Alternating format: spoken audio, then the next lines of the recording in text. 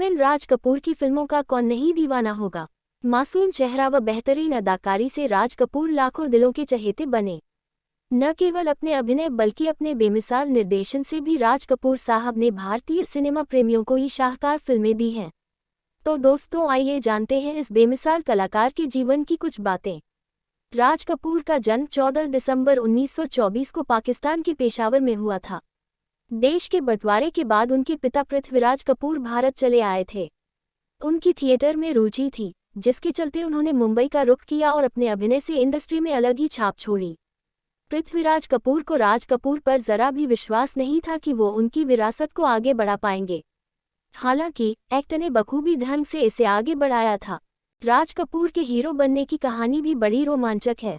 उनके पिता पृथ्वीराज कपूर ने एक फिल्म की शूटिंग में क्लैपर बॉय के तौर पर काम कर रखा था। राज कपूर ने निर्देशक केदार शर्मा की फिल्म विश्वकन्या के दौरान ये काम किया। एक बार फिल्म शूटिंग चल रही थी और इस दौरान गलती से राज कपूर का चेहरा कैमरे के सामने आ गया था। इस गलती को ठीक करने की हड़बड़ी में राज कपूर का क्लैपबोर्ड उस सीन के अभिनेता की दाढ़ी में फंस गया, जिससे किरदार की दाढ़ी ही निकल गई। कहते हैं कि इस बात पर डायरेक्टर केदार शर्मा इतने नाराज हुए कि उन्होंने राज कपूर को जोरदार थप्पड़ जड़ दिया। राज कपूर के थप्पड़ मारने के बाद केदार शर्मा को गलती का एहसास हुआ। अगले ही दिन सेट पर आते ही उन्होंने राज कपूर से अपनी फिल्म में काम करने के लिए कहा। इसके लिए राज कपूर ने हाँ कर दी, जिसके बाद फिल्म नीलकमल में उन्होंने काम किया। इस फिल्म में उन्होंने बेहद खूबसूरत अदाकारा मधुबाला के साथ मुख्य भूमिका निभाई। 1948 में 24 साल की उम्र में उन्होंने अपना खुद का स्टूडियो आरके फिल्म्स की स्थापना की और अपने समय के सबसे कम उम्र के फिल्म निर्देशक बन गए, जिन्होंने खुद नरगिस, कामिनी कौशल और प्रेमनाथ अभिनीता के साथ अपने निर्देशन की शुरुआत की। 1949 में उन्होंने महबूब खान की हिट फिल्म अंदाज में दिलीप कुमार और नरगिस के साथ सह अभिनय किया, जो एक अभिनेता के रूप में उनकी पहली बड़ी सफलता थी।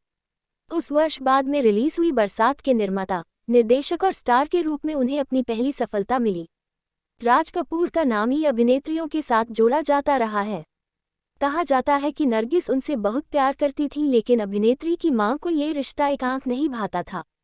लेकिन नरगिस राज कपूर के प्यार में इस तरह पड़ी हुई थी कि राज कपूर के बुरे दिनों में उनकी मदद करने के लिए अपने गहने तक बेच दिए।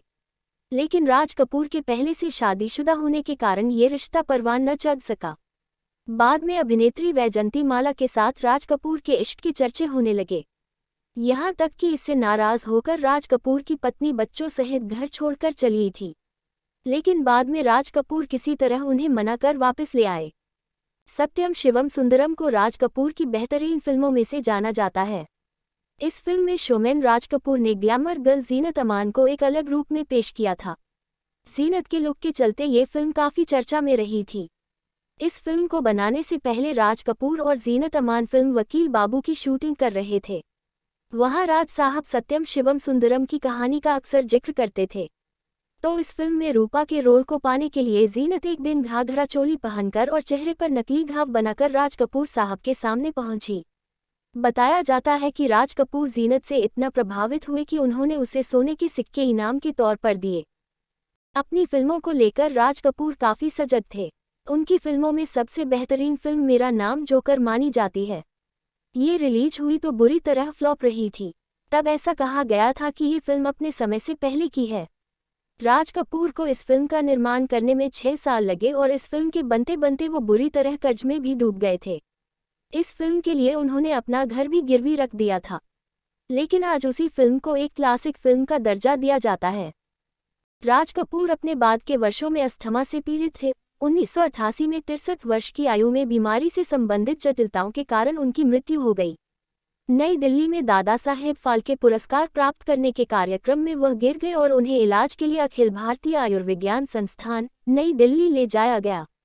वहां पर लगभग 1 महीना दाखिल रहने के बाद 2 जून 1988 को उनका निधन हो गया।